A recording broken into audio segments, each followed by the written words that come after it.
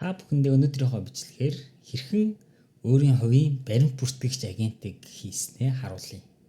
Эхлээд та өөрийнхөө худалдан авалт хийсэн баримтаа агенттай өгнө. Ийхүү баримт илгээснээр баримтыг хүлээн авна. Баримтыг татаж аваад тэрэн дээрх мэдээллүүдийг уншаад AI агент маань тэрэн дээрх мэдээллийг шүүж боловсруулад тухайн баримтаа Google Drive руу хадгалаад мэдээллийг нь Google Sheet руу хадгалаад буцаагаад баримтын мэдээллийг надад илгээнэ. Google Drive-д баримтын зургийг хадгалаад Google Sheet руу бүх мэдээллүүдийг шивж оруулаад баримтны зургийг хадгалсан линкийг энд нь авсаргасан байна. Энэхүү баримт бүртгэгч агентыг та өөрийнхөө компанид гэрээгээ бүртгэдэг, тухайн гэрээн дээрх мэдээллүүд дээр үндэслээд төслийг үүсгдэг, харилцагч нарыг бүгднийг бүртгэдэг гэх мэт цааш нь хөгжүүлээд маш олон янзаар ашиглах боломжтой. Ингээд бүгдээрээ энэхүү баримт бүртгэгч агентыг хэрхэн угсрахыг харцгаая.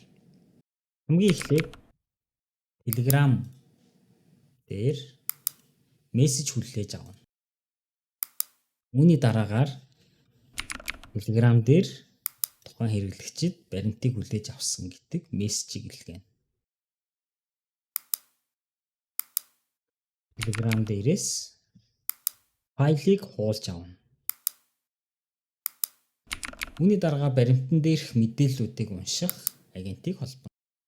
Энэхүү агенттай AI agent холбож тухайн баримтан дээрх мэдээлэл дээр үндэслэн бүх мэдээллүүдийг ялгаж авна.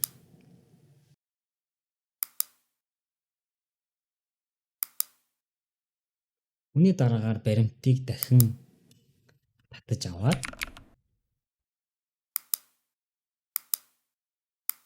Google Drive руу хадгална.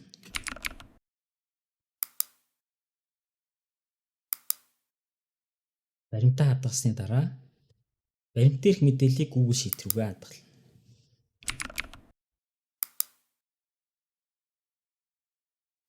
Үүний дараагаар баримтан дээр ямар мэдээлэл хадгалах гэснийг хадгалаад цагаад хэрэглэгчид мэдээлэл илгээнэ.